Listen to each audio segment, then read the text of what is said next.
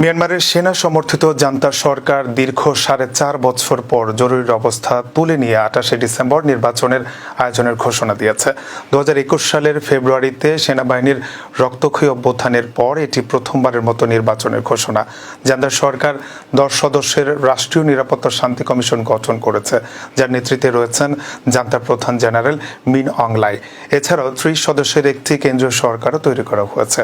2021 সালে নির্বাচিত গণতান্ত্রিক সরকারকে ক্ষমতাচ্যুত করে সেনাবাহিনী ক্ষমতা দখল করে এবং নোবেলজয়ী নেত্রী অং সান সুচি সহ অন্য কর্মকর্তাদের গ্রেফতার করে জরুরি অবস্থা জারি করে। পরবর্তীতে তা কয়েক দফায় বাড়ানো হয় এবং সর্বশেষ 2025 সালের ফেব্রুয়ারিতে 6 মাসের জন্য মেয়াদ বাড়ানো হয়েছিল। এর আগে দেশ জুড়ে সশস্ত্র বিচ্ছিন্নতাবাদী গোষ্ঠীর হামলা ও অস্থিতিশীলতার কারণে নির্বাচন পিছিয়ে গিয়েছিল। 2015 সালে অং সান সুচির নেতৃত্বে ন্যাশনাল লীগ ফর ডেমোক্রেসি ঐতিহাসিক বিজয় অর্জন করেছিল, যা 1990 সালের পর মিয়ানমারের প্রথম প্রতিযোগিতামূলক নির্বাচন ছিল।